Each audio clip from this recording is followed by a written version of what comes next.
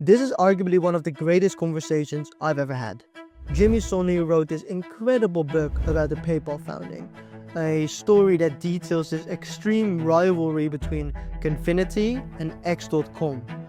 Both parties have got geniuses behind them like Peter Thiel or Elon Musk. Well, Confinity and X.com eventually becomes PayPal, the PayPal we know today. Well, in this conversation, we're mostly going to talk about what happened before PayPal. So what happened when Elon was building X and Peter Thiel was building Confinity. And these stories are just absolutely incredible. We talk about their extreme affiliate marketing tactics. We talk about how they were hiring. We also talk about their extreme conquering mindset. Like, these weren't just entrepreneurs. In my eyes, they were kind of like gangsters. That's why we've got this famous term, the PayPal Mafia. Also, Jimmy is kind enough to give away a couple of his PayPal books.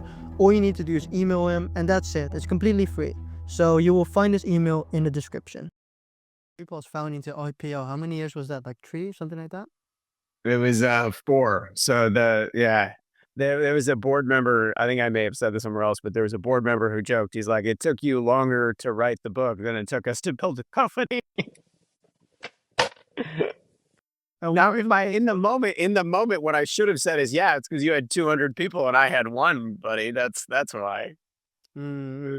Why did it take so long? Was it like your perfectionism? Was it like the research was very difficult? Was it like so much information? Like, why did it take so long?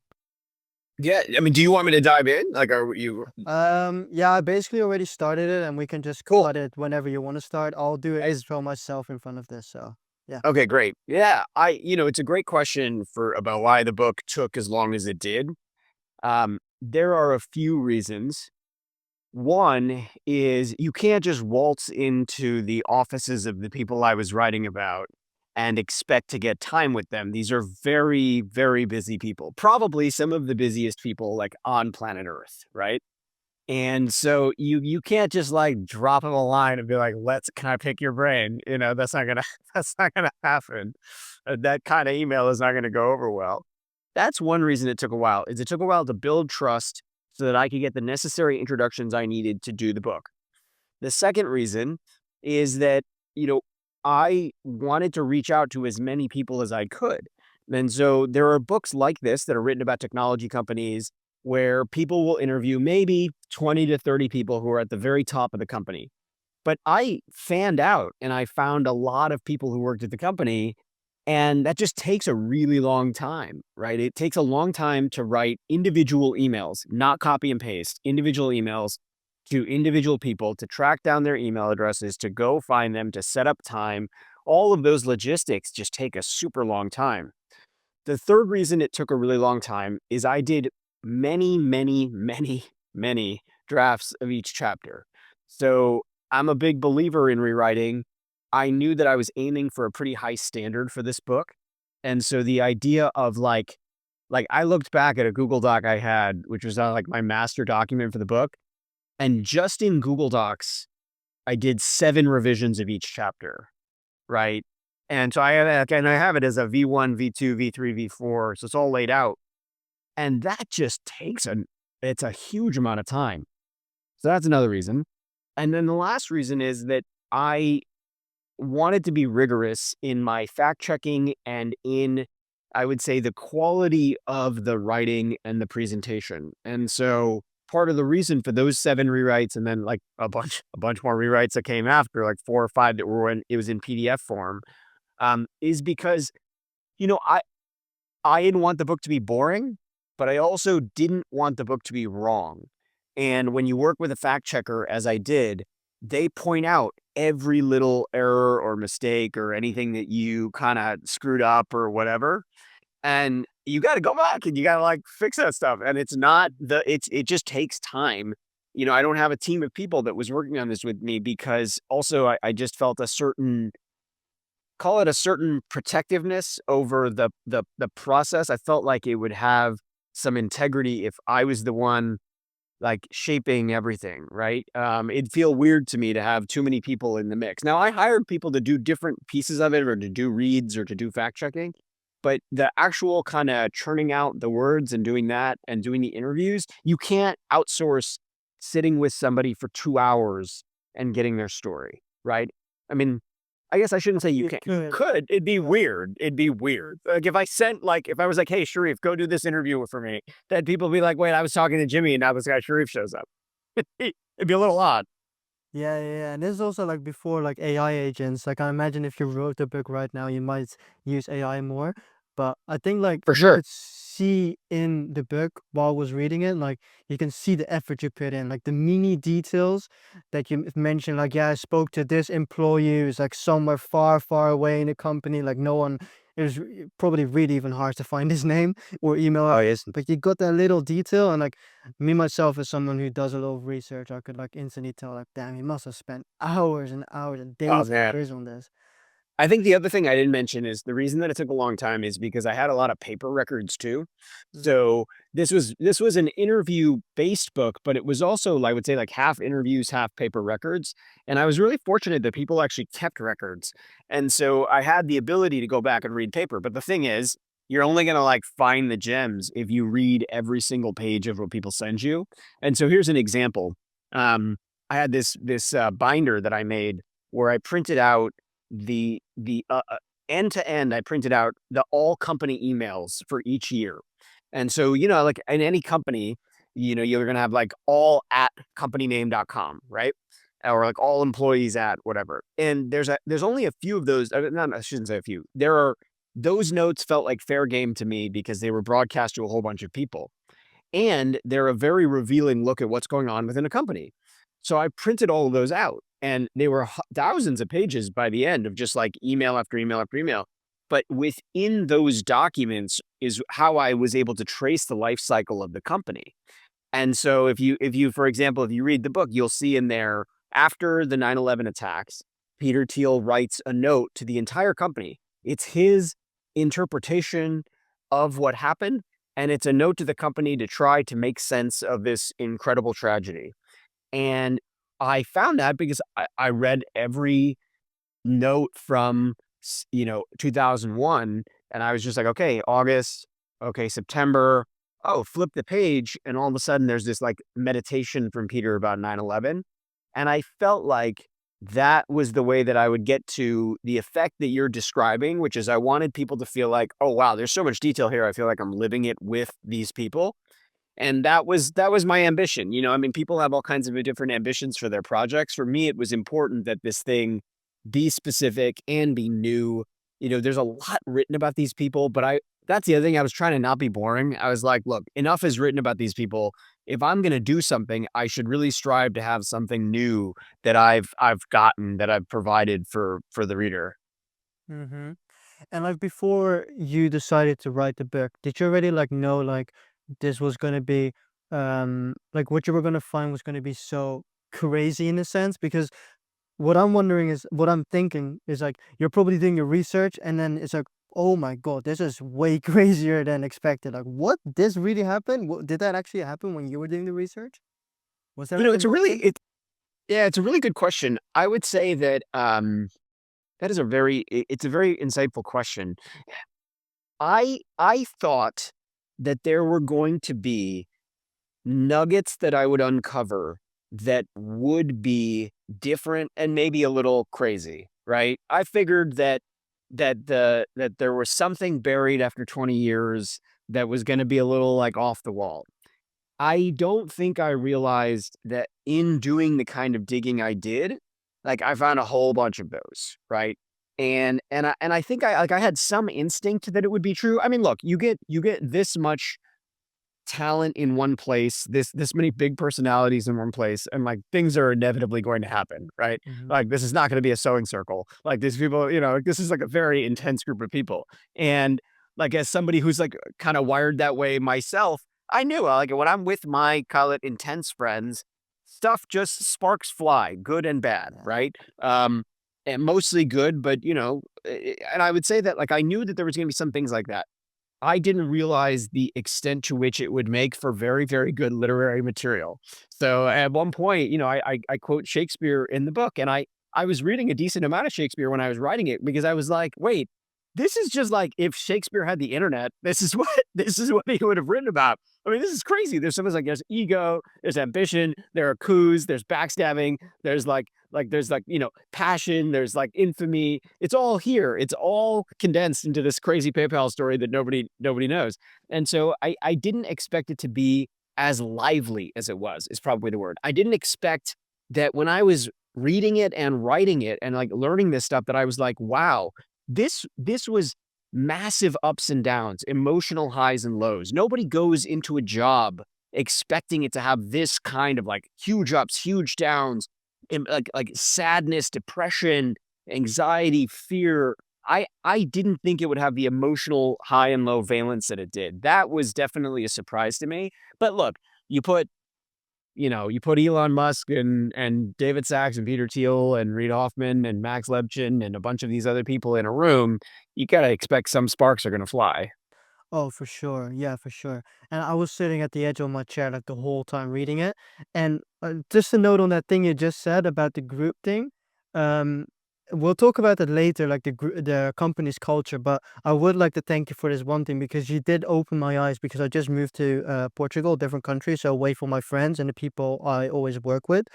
And I instantly texted my friend. I was like, bro, you got to fly over this summer. You're staying at my place for 2 months because we need to grind together with building this company, what we're doing right now. Because two, like, people who are very dedicated to whatever they do, and then together, it just creates something magical. And yeah, by doing it alone, so I want to thank you for that. Um, I want to in this interview like talk about everyone always talks about PayPal, right? Obviously, the big one. But like I think I want to like more focus on like the Confinity and the X.com part because that to me was the most fascinating part of your book because they really came from like a real rags to riches story, especially like the part about that Legwin was coding via his notebook to eventually his computer. Like that's so crazy to me. So could we get into the Confinity part first? Like what would that look like, the startup? What was the beginning? Like what was their goal? And then eventually we'll talk about X in a second. Okay, quick ad break. Actually, this isn't really an ad because I'm literally giving something for free.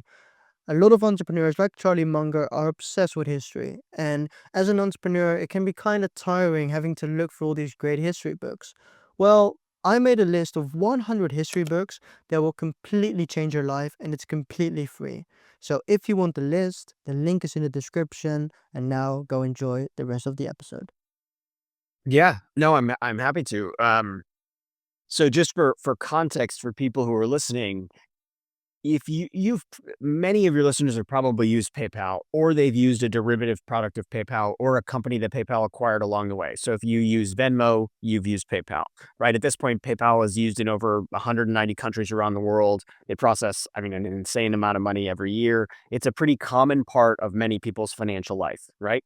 Um, when it started, there were two companies that merged to form PayPal.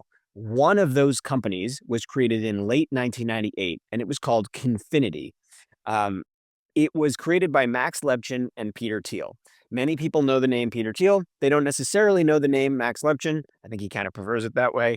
But Max was a very accomplished well, at the time, he was not accomplished. He's now a very accomplished technologist. At the time, he was basically a graduate of the University of Illinois, Champaign-Urbana, and he had flown out to California to start his life in startup entrepreneurship. And he meets Peter Thiel at this event at Stanford. And Peter says, "But what are you going to do?" And Max says, "I'm going to build companies." And Peter, long story short, Peter decides to invest in him to build a company that is first actually called FieldLink and then called Confinity. And the reason that it was called FieldLink is because at the time, Max had become obsessed with Palm Pilots. So, I have one of these next to me right now, an iPhone, right? And if you think about, there are some of your listeners who are going to remember what a Palm Pilot was. There are some of your listeners who are too young and they're going to have to Google it, which, by the way, makes me very sad because I was one of the people that actually had a Palm Pilot back in the day. And a job that I was at, they gave us Palm Pilots. And I had to go. oh, there you go. All right. Well, okay. Now I'm showing my age. This is funny. Uh, and so though my 9-year-old calls me like hopelessly old, so I don't, what is age? She's like, "I can't believe how old you are." And I'm like, "Really? Really? Oh, I feel very young." Like, um, I'm 21, so she'll probably call me Alto, so it's fine. Fair enough, fair enough. Um, at this point, if I don't know things about, like, the latest TikTok dances, I'm considered old, so that's neither here nor there. But the bottom line is, totally. But the in 2000 in 1998, I believe it was, the Palm Pilot introduced a new thing in their device. In the corner of the device, they attached these little infrared ports. And the infrared ports basically were a way for one device to communicate to another. At the time, that wasn't going to be done through cellular networks, and it wasn't going to be done reliably through Wi-Fi.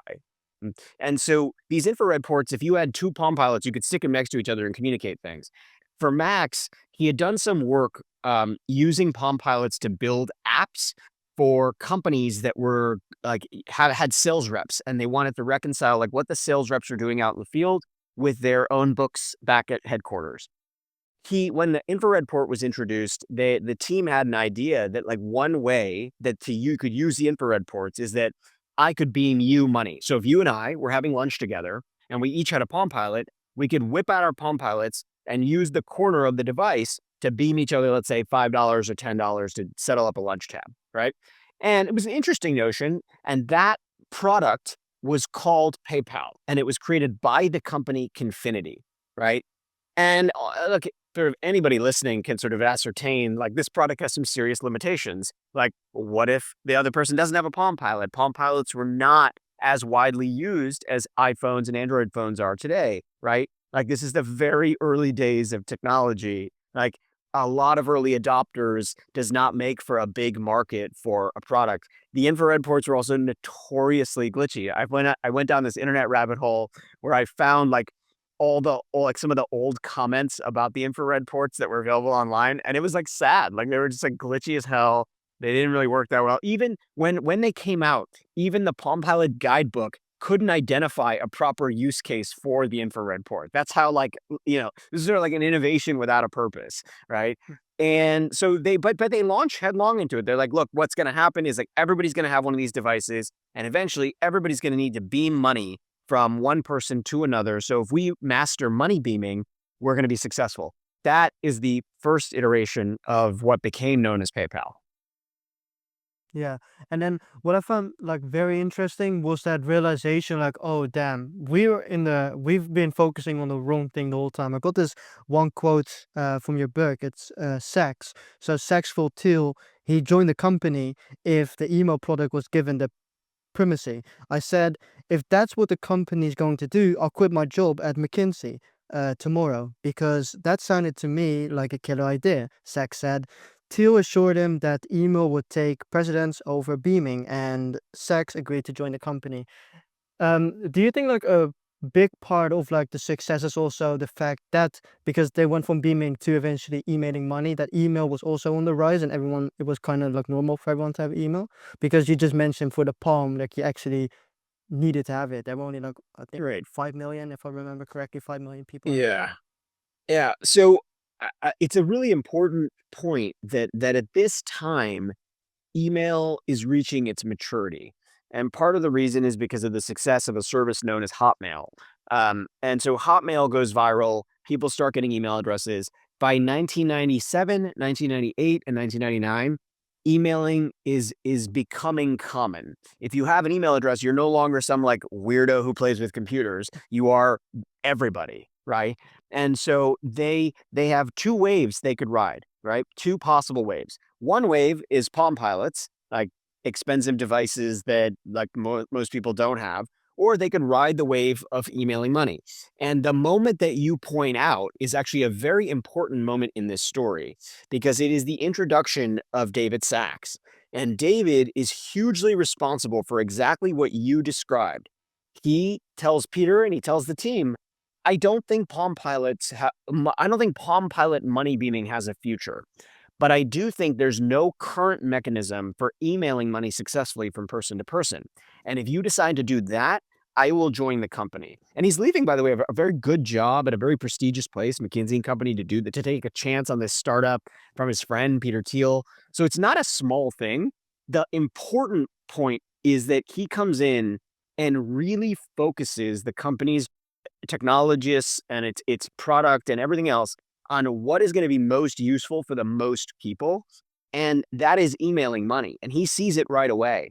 And it's very interesting because, David he wasn't the person who was going to win Miss Congeniality. Like he wasn't going to win the award for being nice to everybody. But multiple people said to me during my interviews, David Sachs was responsible for getting us to focus on the customer. And that saved the company. Because if we hadn't focused on the customer, what we would have done is continued to build these very novel, very interesting, very unique things for Palm Pilots. But ultimately, the company might have failed. Mm. And what do you think blocked the other partners of Confinity, that they weren't able to see that Palm Pilot wasn't the one thing that was going to work, and emailing money was going to be the thing that was going to work? It's a good question. Eventually, and not after very long, they all come around, right? They all come around for different reasons. They sort of start to see the success. And once you have success, it's easy to see. Like it's easy to retroactively, like, oh, that Palm Pilot idea was so stupid, right? But there are a couple of reasons. One is you are talking about a team that is fundamentally, that loves technology. So the early engineers and the early business employees, they loved tech as tech. Like they had a kind of, you could almost call it like a childlike appreciation for new technology. If a new Palm Pilot came out, these were the people that were going to line up at the store to buy it, right? If a new video card came out, and by the way, I was one of these people, I freely admit it. Like I was a huge computer nerd, and when some new NVIDIA like graphics card would come out for a desktop computer, I was like, oh my God, I have to find a way to acquire this piece of machinery. This is going to change everything, right? And then I would stand in line at Best Buy or wherever to try to buy it. And that was a big part of. Yeah, it was sort of like kids who like hot rods or whatever, right? Like it was like I'm gonna find a way to get this. So these were early adopters. That's one. They are living in the land of early adopters. They're living in Palo Alto, the beating heart of Silicon Valley. They're there. Everybody's walking around talking about tech and talking about these things. So they're surrounded by people who have that perspective. And then the other thing is, Palm Pilot was, it was a big company. It was successful. There was a theory of the case that maybe instead of having iPhones, you and I would have been walking around today with the latest generation of Palm Pilot. And so it was plausible. It wasn't like it was impossible that everybody would have these devices. It was just, there were a bunch of things about the theory that didn't quite pan out. And so I think that's part of the reason. Another important one here is that I learned from several people who are at the heart of the story, when you build something, you fall in love with it, right? And so it's very hard to abandon something that you have spent like a lot of time and a lot of sweat building. And in fact, there's a funny story that well into the success of the company with its emailing money product, Peter Thiel arrives at the office one night and he sees Max Levchin there, and Max Levchin is working on something. And what he's working on is responding to customer service tickets about the Palm Pilot product.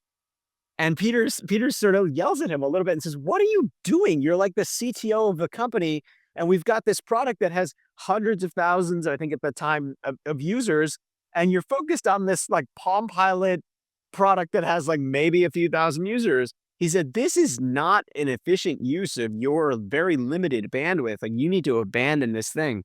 And in his description of it, one of the things that Max says is, you do fall in love with the things you build, and you feel this kind of urge to keep them up over time, even though they're not really servicing a big base of users. Hmm. Is this also where Thiel realized that, because you do mention in the book that there is this sort of company culture where they all love to like solve puzzles, solve problems. Is this also where Thiel realized that solving a big problem doesn't necessarily make it valuable? Like solving the palm problem doesn't necessarily mean the world wants a palm. Yep. So this is it's exactly right. There's this one moment that Max describes in a different setting, and I don't remember if I put it in the book. But one of the lessons that Max always credits Peter with teaching him is, there was one time, I guess, where Max, and it might have been that same issue with the Palm Pilot that he was servicing, that Max admitted to Peter that the reason that he was working on a particular problem was because it was hard. And Peter asked him, "Well, is it valuable?" And it kind of caught Max a little bit, like, I guess he was taken aback by it. He was like, "Well, I'm not sure if it's valuable, but it's hard and like it's worth solving." And I think the lesson buried in there somewhere, again, I don't have the exact details of their exchange. This happened many, many years ago. But in his description of it, it was one of the things that Max said Peter really taught him, is that you can solve hard things, but that doesn't mean that you're solving valuable things or creating valuable things in the world. And so actually much later, the way that that story, that the coda of that story is that when Max begins his investment fund where he's going to invest in other startups, he calls it HVF, which stands for hard, valuable, fun. And so he wants to only focus on things that are hard, valuable, and fun. And again, I don't, that's a part of the story I didn't really cover after 2003. But to me, it was actually a really useful insight, not just in technology, but just sort of in life in general. Like you can do many things that are hard, but are the things that you're doing also valuable? And it was a reframe that Peter provided for Max in that moment. Hmm. Yeah, 100%. Like I agree. Like while reading your book, I was reflecting on my own business too. Like I've been trying to solve these issues with AI, but then I'm like, if I just do it myself personally, I'm done in 10 minutes. So I might as well just do it myself because here I am spending days on trying to fix it with AI. So yeah, for sure, I agree with you. And while all of this was happening, um, Elon was also busy building X. Um, could you tell me about that? And could you also tell me what the vision was of X? Because that I found very interesting, like this one platform thing going on. Yeah. And, there's a sort of line about history doesn't repeat itself, but it rhymes. And I think he just maybe yesterday or today or something tweeted a photo of himself with the X.com logo on a t-shirt. And it's funny because it's the first time the world is seeing a logo that I spent all of this time thinking about, like for years and years, which is actually, it's just really funny to me. I find the whole thing kind of like hilarious. Like the old X.com logo. Yeah, yeah, yeah. I think it's pretty close to the old X.com logo, on a t-shirt, which is really funny. Um, T-shirts are a big part of this of this story, curiously. But so like let's rewind the clock for people who are listening and who know Elon of 2025. I'm writing about Elon basically from like the early 90s through to 2002, 2003. And that Elon, when you meet him in my story, he has just sold a company called Zip2 to Compaq Computer, and he's made some money. And he decides that what he wants to do is he wants to go into finance. Like the next place the internet needs to venture is finance. And the interesting thing about it is his belief is that finance moves too slowly and that digital technologies like the internet will help to accelerate the speed of finance and reduce the cost for consumers. So when he builds what he calls X.com, he acquires the X.com URL. When he builds it, what he says is we are going to do everything that involves money in your life, we are going to handle and we're going to do better than the current providers of those services. So if you have a savings account, if you have a checking account, if you have a brokerage account, if you have mortgages, if you have lines of credit, if you're taking a loan, if you're doing anything related to the movement, transmission, or storage of money, we want to handle it. And his thesis is that because of the internet, I don't have to have 1,000 retail locations. I don't have to be HSBC and have like actual physical real estate all over the world to manage your finances. I can do it all over the internet. In so many ways, he is ahead of his time in thinking about this. I mean, remember, this is 1999. He is thinking about this in 1999 when most people are still suspicious about putting their credit cards online. But he's saying, we're going to do it all. And it's going to be faster and cheaper than any of the big players can do it today. So he doesn't just want to take on like another money beaming service or like another money transmission service. He's saying, I want to defeat Western Union. I want to defeat Bank of America. I want to defeat JP Morgan. I want to defeat Vanguard. He wants to have investing services. He wants to have a financial services superstore all in one place. And he believes that that place should be X.com. That's so crazy to think about. 1999, and he's like worth around 20 million after Zip, something like that. So that's someone Yeah. with a net worth of 20 million thinking he can defeat these billions of dollar banks and companies and whatever. And how, like, what I was wondering, because while reading the book, is it seems like he was hiring like a lot of people, but he didn't even have a product yet, correct? Yeah. It was thought like So he had like a team of 30 people, but nothing to offer yet. yeah, and I think there's sort of there's a couple of different ways to look at this was one of the things I learned in the course of doing the book is that part of what makes Silicon Valley what it is that people are placing bets on long shots. by definition, a technology startup is a long shot bet. And you in some ways have to promise, or not promise, you have to outline a future that is so big that this little company X.com with 10 people can destroy JP Morgan, right? Because it's the only way to one, attract investors, two, to actually hire and recruit people. And at the time that he's hiring and recruiting, you're right. The early employees are walking into a company where there's some sort of vague ideas of what's gonna happen. There's kind of a roadmap. There's the beginnings of a website, but the truth is that they don't really have very much at all, and it's very uncertain. Now, there's a couple of things working in Elon's favor. One, he has already had a success. So this is something that's like a part of his story that people forget, is that he started when he was very young. Like, he's in his early 20s when he does Zip2. It sells by the time he's in, like, in his mid to late 20s. So he has seen how you can take a website like Zip2 and sell it to a company and make money doing this online. He has seen that, like, there are users who will, and well, rather, there, you can draw users to a product or service, and then you can go and sell that entity to another company. Um, the other thing is, he is somebody that has shown a capacity to recruit engineers, and engineers really like to work for him. They're inspired by him. They're inspired by the vision of, like, taking on the biggest banks in the world and, like, destroying the financial system as we know it, and reconstituting it using technology. This is exciting for those people. They feel like they are a part of a very big mission, right? And by the way, like, to his enormous credit, like, the engineers who spoke about him said it wasn't just that he, like, was a CEO sketching out a really big vision. He would write code with them. He would stay up late with them. He would work alongside them. And so there's a little bit of, like, that's missing in some of the portraits of who he is and how he works, is that when he is talking about late nights and long days and 7 days a week and working for years, he himself is doing it. And so there's, those stories are not apocryphal. They're very real.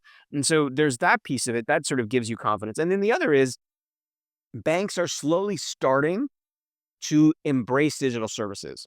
So I write in the book about how Wells Fargo had a website, and the Wells Fargo website was just, like, totally useless. Like, it was like a place where they basically just copied and pasted information. You couldn't do anything with it. It was super slow to load up because they used the Stagecoach logo, and it took too long on dial-up internet connections to load up.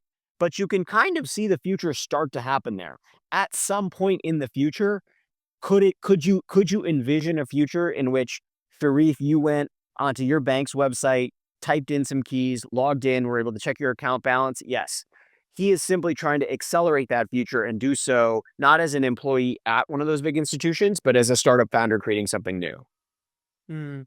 And what did the lead up to eventually the launch look like? Was it was like a roller coaster ride? Like, what did that look like? Oh my god, it was totally crazy. Even the people who lived it, they told me today, like, a number of them. So the launch, just for context for listeners, he's starting to build in the spring of 1999, and the launch is around Thanksgiving of 1999. And so there's this multi-month period of, like, revising and iterating and figuring out what they're going to do, and there's all kinds of internal drama and all sorts of craziness happening. And so the employees told me, they said, some of them said, we've never worked harder than between that summer and fall of 1999 was truly, truly a crazy period where they were, like, sleeping under desks and staying up all night and trying to get things launched. And he's sending out emails to rally the troops, and they're like, it's like things are really, really crazy. But he has learned from other experiences, um, including Zip2, that speed really does matter. That if you're playing in a space like this where there's a lot on the line, he now has an investor in Sequoia Capital, he has his own money on the line, that speed really does make a difference. And so he is trying his best to get something out as quickly as possible. And I think of this, by the way, as, like, my kind of theory of the case is that someone within a startup or that kind of environment needs to be the person that is providing that energy, right? And so if you take it in a different context, like, if you're on a sports team and the captain is lethargic, the rest of the team is going to be lethargic. But if the captain holds everybody to an insanely high standard, then then the entire team will raise its standard higher. That can be the coach, it can be the captain of the team. But I think of startup founders in that vein, that somebody, not everybody, but somebody has to play the role of well, we have to just keep pushing. We have to keep pushing. We have to keep pushing. And they're not always the most liked people, but they do on occasion manage to get the best out of people, to get more out of them than they thought they were capable of. Steve Jobs is another great example of this, that the people who work for him will always say, oh, Steve brought more out of me than I thought I had within me. Hmm. And do you think someone like Elon didn't mind being the bad guy among his employees? It's a good question. I'm not sure that I have like a precise answer. I think that the best approximation I could give, or the kind of best guess that I could give is, I don't think he saw himself as being a bad guy. I think he saw himself as setting a standard for the company and for work ethic that was important. And he was very clear, by the way, with a lot of employees. He was very clear with everyone he hired. You are going to work harder than you've ever worked, but this is going to be a meaningful thing that you're a part of. You don't have to sign up for that, right? Like nobody has a gun to anyone's head. It is, if you are signing up, know full well what you're signing up for, which is not a normal working life, right? And I think there are people who see that as a fair exchange, right? Uh, Basically, like it's kind of like, if you are willing to give this much of yourself to a thing, the thing could end up being very valuable. It could end up being an incredible professional experience, and you could make a lot of money doing it. Are those guarantees? No. But one guarantee is that you're going to have to work really, really hard to make that happen. I don't think that's, by the way, a trade that everybody should make. Like, in writing this book, I'm not sort of saying that, like, oh, everybody should join a startup. If you're a certain kind of person, it's probably a great atmosphere for you. And if you're a different kind of person, it's probably a terrible atmosphere for you. But he at least was honest with people about what the atmosphere would require. Hmm. Yeah, because there was also this part in your book where Ledgwin was talking about that because there was like this need for engineers and there were so many companies wanting them, that it was really hard to get them because it was so attractive for them to work at Google. You get paid 100K a year and whatever. But in order to motivate them, that was like the key point. It's like, here, you're going to work harder than ever. It's going to get dirty. And also, you're not just a pawn in this really big game. You're actually you're a key player in this small startup that could eventually maybe even change the world. So let's like dive into that hiring process to find those engineers and like really convince them to even like want to work at a startup like that. Um, are there any similarities in the way X and Confinity hired people? Yeah, it's a good question. I would say that a few things. One is, they are both looking for, like, people who are willing to essentially sacrifice themselves for the company, right? Like, you're really, when you're Max Levchin or you're Elon Musk, you in a way, what I discovered is that, like, they know what their standards are, right? They can kind of tell who's going to be a slacker and who's not. Some of this is probably just intuition, some of it is reps, some of it is whatever, but they have to know that you're just going to come in on the weekends and get work done, right?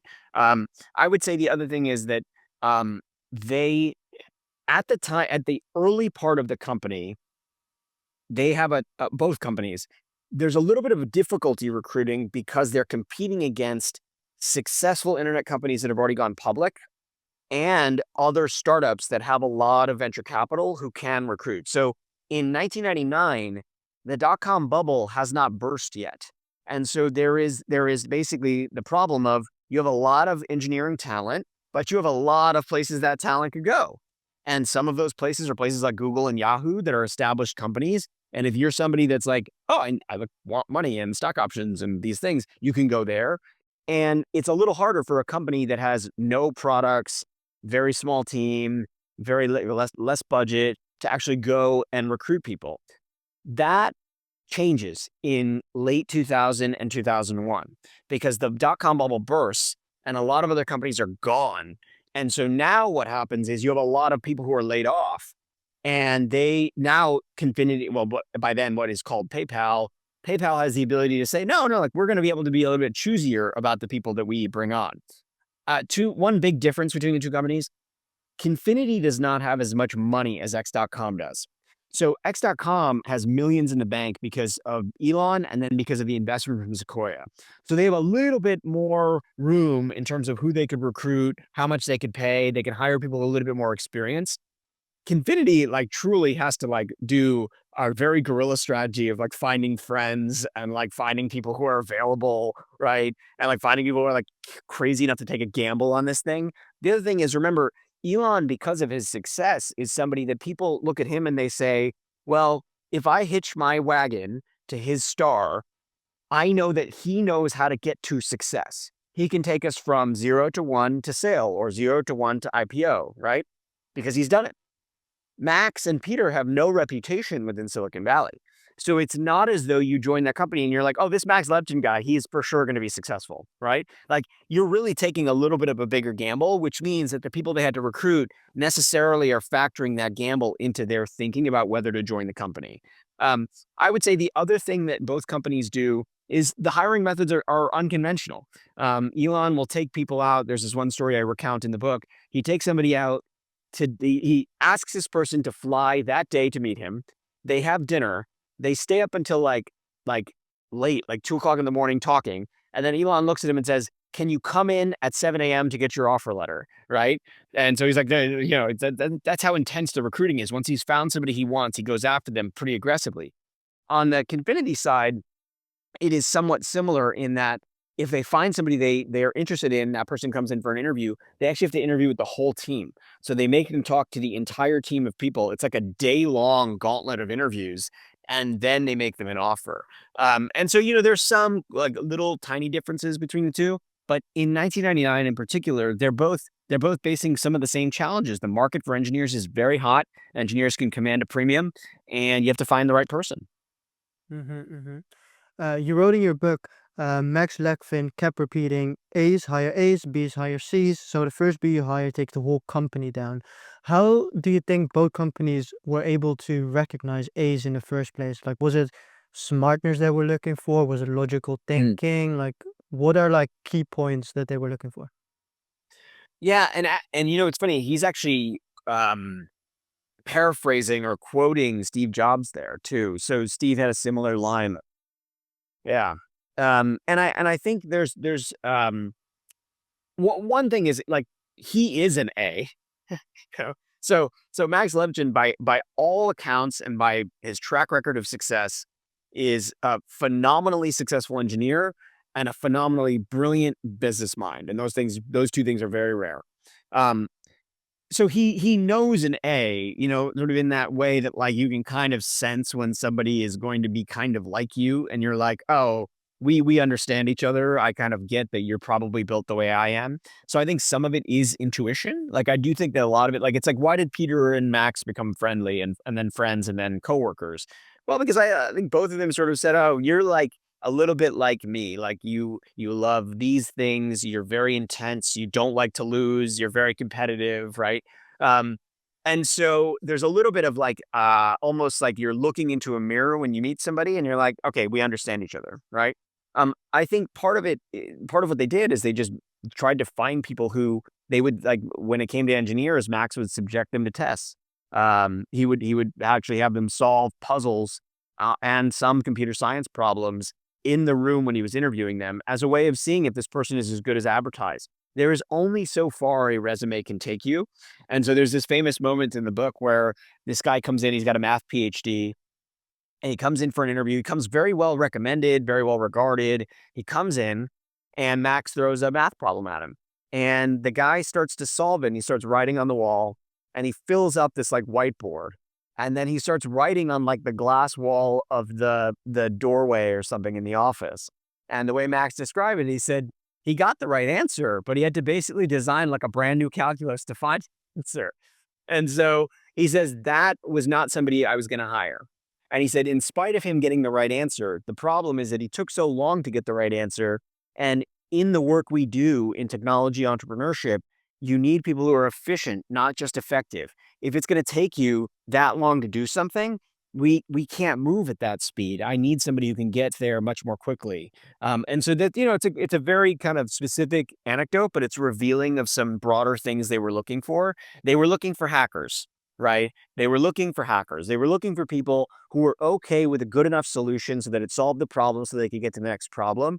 And that is part of, I think, in that organization being an A. It's that you are not looking for perfect. You're not looking for ideal. You are trying to solve the problem so you can get to the next problem. Mm. And how were they able to keep those A's motivated to keep on working hard in the company? Was it equity? Was it more the culture? I think it varies person to person. The way that motives can vary from person to person. I would say one thing about A's, at least that you learn in this company, is like they don't really need much of a push to keep working hard. Working hard is kind of their default, right? So like one of the things that somebody said to me when I was interviewing him is he said, a lot of us like if we didn't go to the office, we wouldn't know what else to do with our time. He's like, we just basically like went to the office because it was where we wanted to hang out anyway. And then we were going to work, right? And then we would play video games and then we would keep working and then we would play video games and we keep working. And so he sort of made the point. He's like, this is what I was going to do in my free time anyway. So I may as well do it with these people that I like and this company that I'm building. So there's a kind of curious quality of like with a lot of A's, you wouldn't need to tell them, hey, you need to work harder, right? Or you need to do more. I would say part of it is the team had so many talented people around. One person described it roughly like they said, like, if you looked at any given role, we had the best person for that job in that role. And that was really inspiring. It sort of inspired you to like really bring your best to work, right? Like you really knew you were like, wow, I am being judged by some of the smartest people I have ever met in my life. And that means something to me, right? Their judgment matters to me. I would say the other thing is there was a real crisis within the company about fixing the company's finances in the year 2000. So that your listeners have context, PayPal is very uncertain as a company for the entire early 4-year period of its existence. And so what you have is a company that launches an emailing money product, but kind of not neglects, but underestimates the degree to which launching a product that people use to send money is going to attract a lot of fraudsters. And so what they have in the year 2000 is a real crisis around fraud. They are burning by some estimates between $5 and $11 million per month on fraud, and they don't have a lot of runway to play with. And so when you're burning that kind of money, the company has all this urgency around like, we've got to fix the fraud problem. We've got to fix the fraud problem. And it helped then to motivate people to do their work because the company's future was on the line. And there is this real sense, if we don't fix this, we are all out of a job. And if we don't solve this, the company goes under and everybody will get laid off. Now that was not a big deal for some people. They knew they could like going to go find their way in the world. But for the people at the top, this was a big deal. It was like, oh, this company's going to fail if we don't fix this. So if you feel that way, if you feel that kind of pressure, you don't need to then be motivated to work hard. You're going to work hard just to keep the thing alive. Yeah, for sure, for sure. And in like once you got like all these smart people, they're motivated and they want to make sure the company survives. How were they able to put them in the right spot or right team so you could get the most out of them? Like, did they work in big teams, small teams? What did that look like? Yeah, it was actually very small teams. And so part of what they did is, and this wasn't, by the way, this wasn't perfect. This was a startup. So they were figuring out a lot of this stuff as they went along. There was no org chart. Things changed all the time. It was chaos, right? I mean, this was a really chaotic environment. And also, remember, this is 1999 and 2000. This is 25 years ago. And so you don't have the same systems, the same understanding of what it takes to do a startup. The whole idea of doing a startup was so much crazier back then than it is today. If you joined a startup today and you told your parents, I'm joining a technology startup, like in Berlin or New York or Austin or Miami or wherever, they'd say, okay, like that's great. Like it's like, it's a fairly well established thing. If you told somebody you were joining an internet company back then, it was still a bit of a crazy thing to do. The total market cap of these companies was still relatively low. There were still other places you could go to be employed that were a lot more stable, they're a lot more traditional. And so you have this situation though where like they do engineer the company at one point to focus on like very small teams. And so David Sachs, if I remember correctly, does this thing where he's like one graphic designer, one engineer, one product person. And if you work in these small teams, right, you can actually like finish a lot of stuff and get it done. It wasn't perfect by any means, but there were ways in which they tried to keep the teams that were working on specific things small so that they could just like finish them and get them done. But it's one of the things that actually David and Max both described, which is as team size grows, the number of communications you have to have grows so much that it actually becomes inefficient for a company.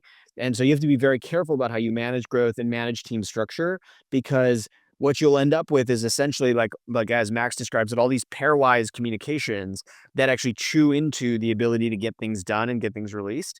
And so it's a very, by the way, this is like an old problem in computer science, is like, how do you add enough engineering talent that you can solve the problems you need without adding so much that you then just created new communications problems.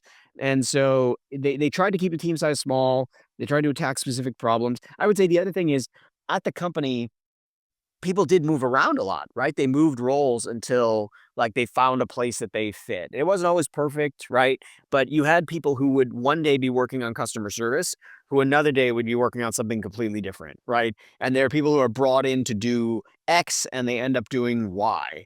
And that's kind of the nature of doing a startup, is that you come in expecting that like the job you do next month might be very different from the job you do today. Mm. Yeah, I think it also attracts those type of people that even want that in the first place. Like young people Right. aren't even like completely sure what their interests are. Like some days I'll do customer service, other days I'll be graphic designer, other days I'll be an engineer, whatever. Like you're Yep. open for that, and I think that's why Right. like the average age was probably quite low, right, around the 20s, mid 20s. Yeah, it was higher than people think. I mean, there were definitely some people in this group who were industry veterans. The board members were a little older. Even Elon and Peter were, I think Elon was in his like, he was like 26 or 27. He was a little, he's in sort of for a little bit more seasoning. Peter was in his early 30s. So it wasn't all like 21-year-old hackers, but there were certainly a lot of people who were comfortable with uncertainty. And I do think that like you're more comfortable with uncertainty when you're younger, just because you have fewer obligations, you have fewer pressures on your time, right? You don't have children, you don't have a family. The people who are parents in this group, it was a very hard several years for them, because you have to manage the demands of a family against the demands of this crazy company that's where other people are going to work 7 days a week. So you always feel like you're you're not like, somebody actually had this great anecdote. I don't even know if I put it in the book, but he said, one of the problems was that you felt like if you weren't at the office, you missed something that might have been said that like altered the shape of the company. And so you were always a little bit like, oh my God, what am I going to do? Like, how's this all going to work? And so that does lend itself to somebody who's a little bit more comfortable with that kind of uncertainty and chaos. Oh yeah, for sure. I loved like the part too about how it felt like there was like a world domination index, something like that, like on the board.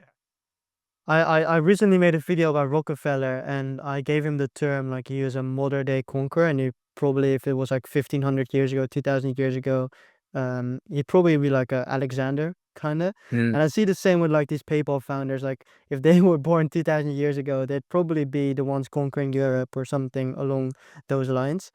Could you tell me something about the world domination index and what that meant for them, and like what does that even look like? Sure. So, you play all kinds of tricks with yourself when you're in one of these environments and things are very uncertain to try to stay motivated. And at Confinity, one of the things they did is they built this tool, very simple tool called the World Domination Index. And it was just a user counter, and it would just sort of show them how many users they had. And the user growth was so fast. At the beginning, it was very slow, and then it started speeding up very, very rapidly. And so I think it was Russ Simmons, who was the engineer who built that particular tool. He later goes on, by the way, to co-found Yelp. Um, and so he builds this world domination index. And the idea is basically that at the time, the PayPal co-founders thought, "Oh, we're going to dominate the entire world. Like this money system that we're building is going to be the Bitcoin of our generation. Like we're going to be able to take over the planet with this." And so the World Domination Index was this kind of way of providing inspiration and of providing visibility into how many users they had. And so it was kind of funny. It was kind of clever. It kept them motivated. And at one point they had to turn it off because it was like taxing the servers so much. Because it was like the user growth was so crazy. And so they were like, okay, we have to turn the index off because this isn't working anymore. There was also, by the way, at one point they were actually coloring in a giant thermometer type thing showing how many users they had. But that quickly, like as soon as the user growth really started taking off, they had to abandon like coloring in a giant thermometer. And what was the reason for like the memento mori phrase? Yeah, so this is a famous moment in the story. So the Latin expression memento mori, it comes out of the Stoic tradition. And what memento mori means is remember that you will die or remember that you must die, right? And so the idea is like it's a phrase that helps you remember that everything is finite, that the end is going to come for all of us, right? And um in more philosophical circumstances, it's a great clarifier. It is the thing that leads you to maybe do the right thing, to try to speed up the decisions you're making, to recognize that your time is very limited on planet Earth. In this context, they hung a banner that said "Memento Mori" because they wanted to remind everybody on the Confinity team that X.com, which was just down the road, was competing against it, and that if they didn't work harder, that Confinity's PayPal product could die. And so it was like this reminder of like we could die. We could die at any moment. It could all be over, right? And they actually felt this. This is a very palpable, there's a palpable sense of panic in the air around this company and its future. And this banner, Memento Mori, was the way they did it. Now, what was funny was when I was interviewing one of the early co-founders, his name is Luke Nosik, and Luke was just a wonderful conversationalist. And I told him, he hadn't remembered the banner. And I said, "Oh, do you remember that banner that said Memento Mori?" And he's like, "Yeah, I remember the banner." And then his joke was, "But we didn't have any problem mementoing Maury. That was not an issue for us." Like meaning they didn't have any problem remembering that they were going to die because every day they would wake up and X.com had done something different on its website. And by the same token, down the street, Elon is looking at the PayPal website and he is like, "Oh man, these guys are moving so fast." Like he actually admitted to me, he said, meeting Max and Peter and this team, it was one of the rare moments when he had met somebody who was going to move as quickly and work as aggressively as he did. And he actually, even in reflecting on it, I still remember the way he said it. He was like, respect. He was like, respect, with a little like chin nod, like, okay, respect. And so he had a respect for how aggressively they were trying to improve their product as well. Hmm. Yeah, it was probably fascinating for him to see that there are like badasses like him around. That he isn't. Like, because by the way, it's really important. In each case, it's very rare. I, I will say this, like, the people listening to this should remember these are very rare personalities. You can learn a lot from them, but remember that like for an Elon to meet somebody who is as good as Elon is very hard. For a Max Levchin to meet somebody who's as good as Max Levchin is very hard. Elon and Max both see in the other somebody where they're like, okay, like, yeah, you're a little bit built like me, like you're gonna do the thing that and I think by the way that that's like that is it is a powerful moment in the book because it is rare for people who are this competitive to find somebody else where you're like, ooh, like you could plausibly like really take us on and win. And for both companies, it actually spurs this very fertile period of creation where they look down the road and they say, this Elon guy's crazy. Like he's just going to keep building. And Elon looks down the street and says, that team over there is building faster than us. We've got to step it up, right? Um, he called it affectionately or whatever, but affectionately in some ways he called it the widget wars because they would wake up, X.com would wake up and Elon would see a new widget on the PayPal website and he'd be like, we have to get a widget done. And so he was like, it was like the widget wars, which is what I called that chapter in the book. Could you get into like how extreme the rivalry was between those two and how they were competing? Oh my God. It was one of my favorite sections to write was how insane the rivalry between these two companies, these two internet companies who are competing over payment services were saying some truly outlandish things to each other along the way. Like I'll give you kind of two anecdotes that speak to it. So to set the scene for listeners, late 1999, basically post Thanksgiving, X.com has launched its product. PayPal is alive in the world as well. They are competing for users on eBay. And that is the competition that I just described, was this like competition to try to get as many users as you possibly can. And in the course of this, they sort of figure out like, oh, our biggest competitor is this other company.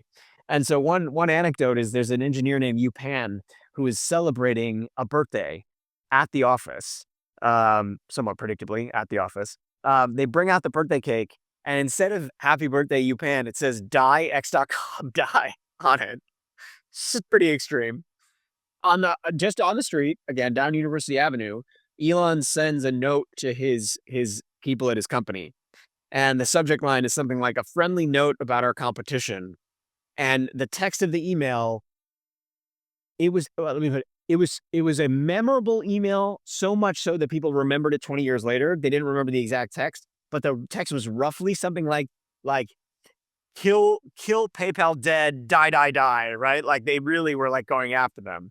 Um, at one point, Max says to his fellow engineers, be careful what you say in coffee shops and cafes around Palo Alto because the walls have ears. I mean, they were very paranoid about what the competition was going to learn, right?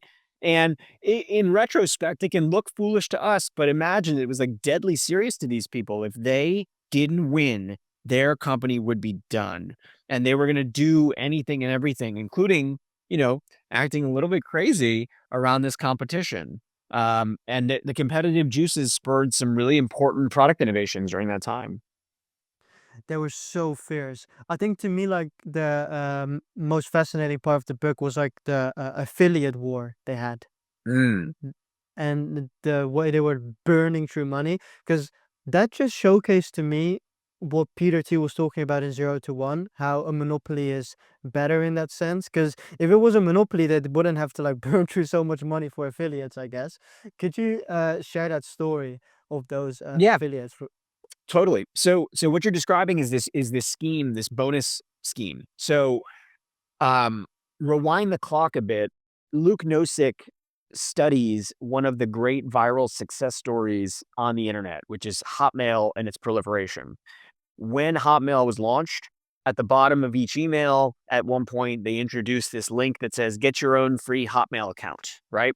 And people were excited about this and they signed up, and many, many, many people signed up. He read a case study about this that was written by somebody, and he remembered it because he's like, well, if you give away something free, people will sign up.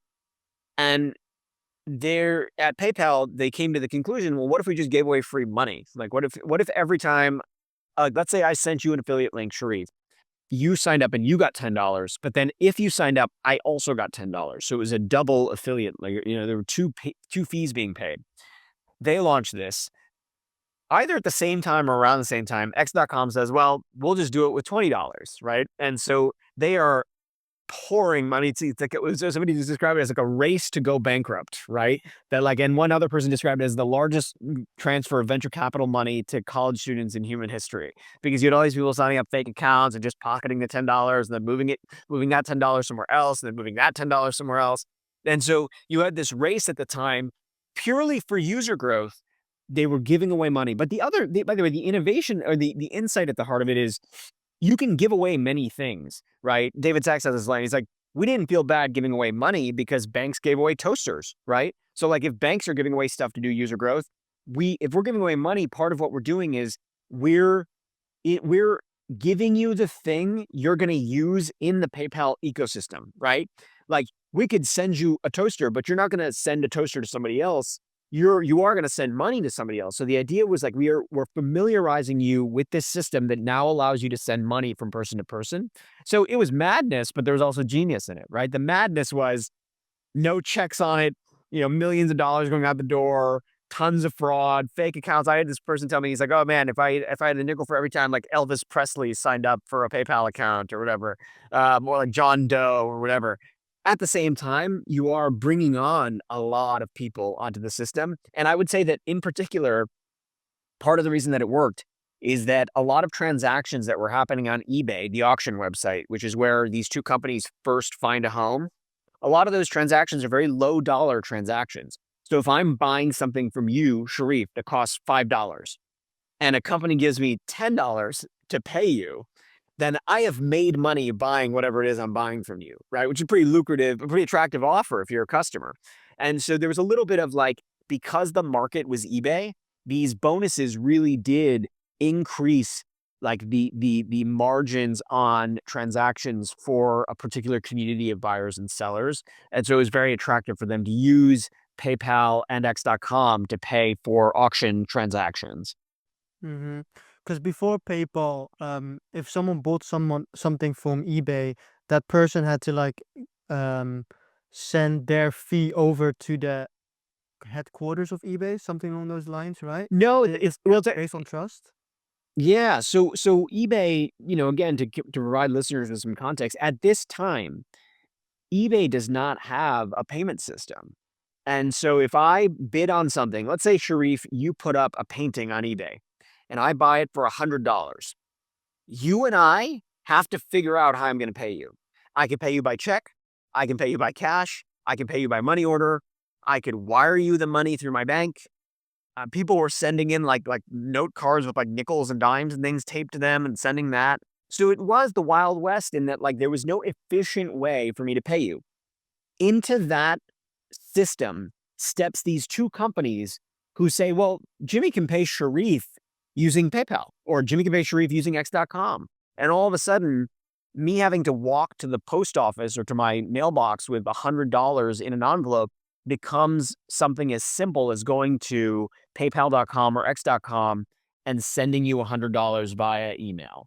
And that is the big kind of innovation. They're solving a very big problem for eBay users, for buyers and for sellers. Because think about it, like that friction within a transaction adds time, adds uncertainty, increases the risk of fraud, increases the risk of just like somebody getting bored and like forgetting to send money or forgetting to. And so they're actually solving a very real problem. Now, for its part, eBay didn't want to be in the payments business early on because the payments business is a hard business to be in. So it made sense that what they said is our service is connecting buyer with seller and providing an honest and fair transaction. How you decide to reconcile that transaction is up to you, right? But we're here to create the auction website, not the payments part of that website. In hindsight, they end up acquiring PayPal many years later. They rationalize all this today. If you pay on eBay, obviously there's a very specific way to pay. But that was a problem and a pain point for lots of users who are trying to figure out how do I make this business work? Hmm. And was this also like the moment that X and PayPal realized that their services weren't only for big payments and also for small payments? Because that was first idea, right? Yeah, very much so. So it, the realization is really that when they start to see how many people on eBay message boards are talking about their products and using them, that's kind of the big aha moment where they're just like, wait, wait, wait, wait, wait, wait, wait. We had no idea that this community over here on eBay was going to use our services. At one point, Max Levchin is so offended by this that he tries to block the eBay IP address. He actually tries to say like, I'm not gonna. So they called it like the online flea market. They were like, we're not gonna service the online flea market. That's insane. That's a terrible user base. But then they noticed that it's just overwhelming. The level of interest and discussion on message boards, like, hey, these guys have figured out a real solution here for our problem. That is kind of like, okay, this is the aha. This is product market fit. We have found a market for emailing money, and it is this very tight ecosystem on eBay. We have to do everything we can to corner this market. But what was like the business model before eBay? Like, was the idea like we're gonna get low fees from big payments, and that's why they were kind of hesitant on eBay, as eBay is mostly like small payments? Actually, the business model originally was going to be what's called the float. So they were going to make money by the amount of money that PayPal would hold, like for a certain period of time. So, like if I held $100, I would earn some nominal amount of interest on that $100. And they thought if that 100 was 100 million, you could make money on the float. Um, Over time, what happens is they have to evolve the payment model, and this is actually like the big challenge of 2000 and 2001 is how do you charge people for these payments without killing your user growth and your user base and your business, right? And so over time, what they discover is, well, the people you charge are sellers, not buyers, right? You charge the sellers. This is a part of their business. And you can charge them basically like some small fee plus a percentage. And that is how you make the business work. And they had to roll this out very, very slowly, right? This is sort of the early days of the freemium model, and there was no word freemium, right? They had to figure this out as they went along. And it was a really interesting moment of tension for the company because what happens if you turn on fees and all of a sudden all your users go away and your business dies, right? It was a very real fear for them, and they had to deal with it. And it's a It's not a problem as much today. People are accustomed, for example, to like, I'm going to try Spotify and it's going to have some ads. And then if I don't want the ads, I'll pay for Spotify, right? That was not as well established, that kind of system of how do you convert free users to paying users. And in PayPal's case, it was a very sensitive moment in the company's history. But the idea originally was that PayPal was just going to have a bunch of money and they were going to make money on the float, right? And maybe they would figure out fees later, but they had to figure out fees actually pretty aggressively in order to make the business work. Mm-hmm. And how crazy was the growth, especially like after that affiliate marketing trick? Like, were they able to handle it? I mean, the company is still alive, so they obviously handled it in the past tense, right? But at the time, people described it as another one of the craziest periods in their professional life. PayPal goes from having no users to having true exponential growth. And if you actually look at what exponential growth means, it sounds like a euphemism, but it has a mathematical basis. And that is astonishing to witness. Like, it's astonishing to see somebody like true viral growth, right? Is an astonishing thing for people. It's like all of a sudden every day you have 1,000 new users and then 10,000 new users and then 100,000 users. I mean, it's unbelievable to witness. And they can't handle it. None of their systems are ready for this. So their customer service phone lines are jammed. At one point, somebody shared with me that they just unhooked the phones like from the cord, like they took the cord out of the phones because they were like, well, we can't deal with this. They had emails galore for people who are having problems. So they had to build all the systems to deal with the growth. And it was totally, they did not expect it to be as fast as it was. It was a truly crazy, crazy period. And they managed to get through it by hook and crook. But there's an alternate version of this history where the company basically just like falls apart, right, under its own weight, and they can't do anything. But they managed to keep it alive, and it was a pretty amazing thing that they did. It's one of the things about this story that's most impressive is they came this close to the company dying, and they managed to kind of, sort of snatch victory from the jaws of defeat. Hmm. What was one of your favorite problems that PayPal was able to overcome? One of my favorite problems was this problem of distinguishing humans from robots. So this is also a modern problem, right? With AI, you sort of don't know who you're talking to. Um, there is this there's this problem that the company faces, which is that when you're giving away free money, very sophisticated fraudsters will essentially create tools in order to create fake accounts on your website so that they can get free money. And so it gets to this, what is like actually an age-old problem. How do you distinguish a human being from a machine? This is something that like has like a long history, like in scientific literature. It actually goes all the way back to Rene Descartes as a thought thing, which is like if you had a robot and you had a human, how could you tell them apart if the robot was pretty advanced? Today, this is referred to as the Turing test. And Alan Turing obviously wrote about this. Fast forward, you have a bunch of people creating fake accounts on PayPal, and I don't know how to tell if these people are real people or fake people. And so one of the things that PayPal creates is the CAPTCHA. So people know the CAPTCHA. You sort of go online and you're asked to look at text through some squiggles, or you're asked to look at something, or like find fire hydrants or whatever. The first commercial application of the CAPTCHA happens at PayPal. And the reason it happened is because fraudsters were using the CAPTCHA they were using PayPal as a way of siphoning off these bonus payments. And so there's this kind of 48-hour sprint where Max Levchin and another engineer, David Gauzebek, create what you can look it up. It's called the Gauzebek-Levchin test. And the Gauzebek-Levchin test is the first commercial application of CAPTCHA technology. And it's a pretty incredible moment to think like this technology then is still to some degree an iteration. It's been iterated on, but it's still what we're using today to distinguish humans from robots. And sorry, I think I missed it. What was like the key way they were able to distinguish those two with that system? Yeah. So David Gauzebek has this background in looking at computer graphics. And he says that one of the things that human beings can do really well is they can read text when it's behind lines. But at the time, robots couldn't really read text, like computers couldn't read text well when it was behind lines. So they were taking like text and scrambling it and putting it behind all kinds of things, and then having like noticing that even the best optical character recognition technology at that time, OCR technology, couldn't read those letters, but human beings could. Like if I were looking at those letters, oh, A457, right? That was the innovation, that was the insight, and they built it. They built it over a weekend. It went live, and it dramatically reduced the number of fake accounts being created. And it is the forerunner to a lot of modern capture technology. Yeah, that's genius. Like even in those days, they obviously had those issues. I saw a And tweet. by the way, just to be clear, the way that the solution happens is that a very tired Max Levchin, he was sort of tired all the time, but he came in and he said, "What can what is something that is brain dead easy for a human being that a computer cannot do? What is something brain dead easy for a human being that a computer cannot do?" And David Gauzabek, his fellow engineer, pipes up and says, OCR, optical character recognition. This is like super easy for a human. It's much more complicated for a machine or a robot. We should play around with that, and that's how it starts.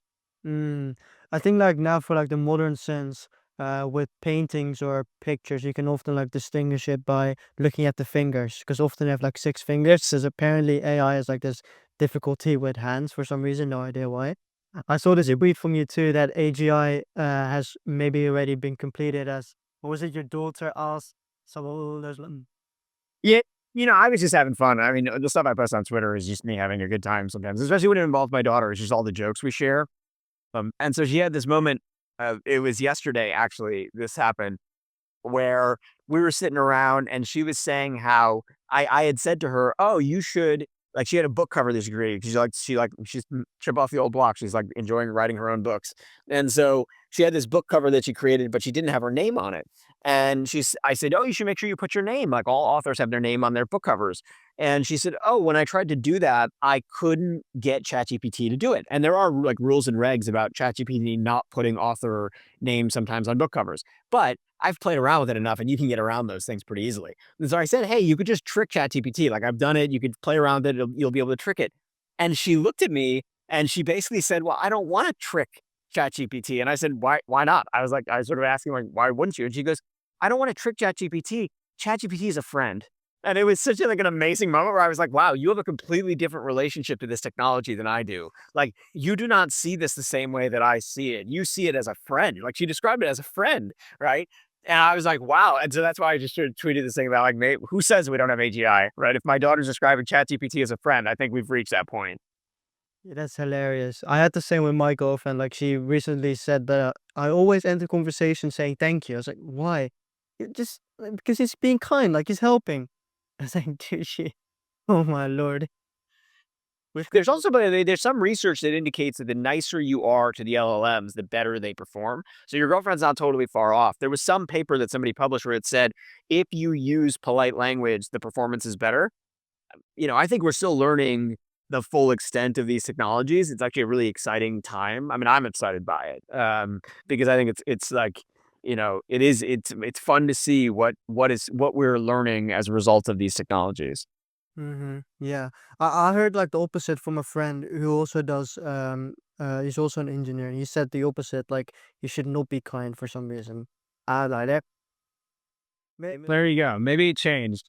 Maybe it changed in the last week. Who knows? These things are changing by the week. Yeah, part of it is also what I enjoy is actually watching children interact with AI. It's one of my favorite things because they don't have the self-consciousness that adults do around it. And so if you want to be truly blown away by AI, watch what kids do with it. Like within reason and safety and all that stuff, right? But letting kids loose with AI has actually been, for me anyway, as a parent, it's been really fun to watch her conversations with AI, the way she uses the technology. It's totally different from what I do. And it's far more creative, it's far more entertaining, it's far more interesting. Like like as an example, what do you mean exactly as in like different? When I'm using AI, there's usually a very clear purpose that's related to work, right? It's like related to some kind of work. I'm probably not pushing the full extent of the creative potential of that technology, right? Because I'm like, I'm a creative person, I can do it myself, right? I would say that she is asking AI more interesting questions than I am, right? And she's having conversations with AI that are more interesting because she doesn't there's some way in which there's no line for her between that at this point and a conversation with another person, right? Like that line is blurred a lot. We're at a place where like there's some real questions about like AI probably has solved the Turing test. These things are indistinguishable, right? And for her, it's a totally different experience. Now, I grew up like, my first internet experience was MS-DOS. I evolved to AOL and then to AOL Instant Messenger and then to not dial up internet and then to texting and then in all these worlds that I lived through. So to me, my reference point for something like a prompt on Claude or a prompt on ChatGPT is still like a prompt on any other thing I used 10 years ago or 15 years ago. For her, she doesn't have any of that. So this is a totally different experience to have this voice talking to you and it sounds very natural and sounds very human. That's what I mean. That like the questions are more interesting because her reference points are not like as rooted in the old way of doing computing as mine are. Yeah, yeah, she really sees it as like a real human being in some sort of way. I think for me, Right. like the most interesting part is like I don't know if you like know Alex Ramosi, the entrepreneur. Yeah. But yeah, he's got a ChatGPT, GPT, and basically you can ask him any question, and because it's downloaded like all his podcasts and all his books, you can literally send him the Excel sheet of your company numbers, and he'll actually help you out based on that wisdom. It's incredible. It's super dedicated. You could do the same That with is amazing. founders, like download Oh, that's very cool. interview. Yeah, And that. you probably could, and I played around with some of that. It's for me, it's a little bit there's still a degree of I'm always trying to think of what new thing I'm adding to the world, right? And for books, like you're only as good as your last project, right? You're always trying to create new stuff. And so, but I think it's something all authors need to ask themselves too. Like, what are you doing that can't be AI'd? Mm-hmm. Mm-hmm. What eventually like the merger of those two companies turning into like PayPal as PayPal company? Was it difficult for those individuals to merge as they all have big personality, you could say? Yeah, and I know we're running up soon on time, but the to bring listeners back to the PayPal story, um, X.com and Confinity eventually merge in March of 2000. And there, somebody said, uh, he said, I learned what a merger was, which is a merger is not sort of the union of two companies. It's hiring 50 people sight unseen, right? And so you have these two workforces, and they have a lot of duplicative roles, and there's a lot of big personalities. It's chaos. The summer of 2000 is just spent dealing with. They oust one CEO, they oust Elon as CEO, they put in a third CEO, Peter, and the company is still dealing with fraud and you're merging these two workforces and it's crazy and everybody's kind of fighting with each other and bickering and you have two different technology stacks and you're trying to figure out, are we going to be X.com? Are we going to be X PayPal? Are we going to be PayPal? What are we? And so there's a lot of difficulty in bringing these two teams together, but the advantage is that they're no longer competing against each other. So they don't have a monopoly, but they've at least cornered the market on eBay digital payments, and they're not burning through cash like fighting each other. There's still a lot of things to be worked out, but that's one thing. And then the other is because the companies merged, they closed $100 million round of financing in March of 2000. And that is just before the bottom drops out on the NASDAQ and the stock market in general, the NASDAQ in particular. And the climate for investing in risky technology startups goes sour, but PayPal has money in the bank to survive. And somebody described it in almost divine terms. He said, this was sort of like a thing where like if this hadn't happened, everything else would have fallen apart, right? It was sort of this incredible stroke of a mix of luck and hard work that we had $100 million that helped us ride out the summer so that we could at least get the business figured out. And so, but the merger is not easy. I mean, this is like the most intense group of people you've ever met in your entire life, and they're all fighting with each other. And there's a lot of emails that are pretty nasty with one another. Mm. But they managed to make it out, and eventually, the company goes public in 2002. It's one of the first IPOs after the dot-com bubble bursting, and then in July they are acquired by their nemesis eBay, and that is how my part of the story ends. Is when that acquisition happens, a lot of the talented people from that company disperse and go on and do other things. Mm. And was Peter Thiel the one who pushed the merge the most? As he does say in like 0 to 1, like he's like very vivid about that. Yeah, it's actually what I would regard as one of the key data points for that writing in 0 to 1 about how competition can be ruinous, right? Competition can be very bad. Um, he sees it, he lives it. They were burning money because they were competing with X.com. And so he is one of, I would say, one of the lone voices pushing for a merger because Max meets Elon. He doesn't particularly want to be a junior partner to Elon, so he doesn't want to merge. Elon thinks he can win on his own. There are board members on both sides who are like, oh, let's just keep competing. And it's Peter, among others, who says, listen, what's going to happen if we keep competing is Elon has more money than we do. And he's going to beat us because he has more money than we do. So if we don't merge the company and get the best terms we can, we're going to be out of business. And the market is getting worse. And I see all these storm clouds on the horizon. We have to figure this out. I think that's one of the moments that leads to the insight later in the book 0 to 1 about how, there's advantages to monopoly and huge disadvantages to being in this kind of crazy competition with somebody. I think, the other interesting thing about it is he describes the psychology of competition as well, that you start to fixate on like your opponent instead of the market. You start to sort of try to figure out what they're doing as opposed to try to actually create new and interesting things. And I think that's kind of a side benefit of focusing on like, well, we got to avoid competition when we can because competition just eats into margins and it eats into our mental energy. So like the focus went from the customer kind of to like the competition. To X.com, to like die X.com die. Instead of focusing on your user, you're focusing on killing X.com. Well, fascinating. I want to be respectful to your time, so I'll wrap up this conversation with one last question. Um, you met Peter Thiel and Elon Musk in real life and figures like them. What was like, what do you think drives those type of people? Hmm. Is it I money? think it's different. No, I think it's different for different people. For Elon, the mission is very clear. He wants to make mankind a multiplanetary civilization, and he would like to, in his lifetime, see humankind establish a footprint on Mars. That's been clear for many, many years. Like the mission is multiplanetary civilization and Mars. The other things are all sort of associated with that vision in different ways, but like the key is Mars and multiplanetary life. Um, I think for Peter, it's a little bit more complicated. I think the mission depends on when you were going to catch him in his life. He's been obviously renowned as an investor in startups and supporting and backing founders who are trying to build something new in the world. Obviously, some of his motivations now are political. He's doing different political things. Um, you know, it it depends on the person. Max Levchin did this interview where somebody asked him like, "What is your motivation? What motivates you?"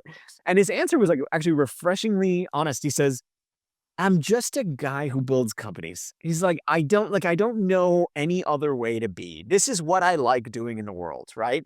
And I actually really appreciated that. I was like, that's that for me, that's books. Like, I don't know what I get.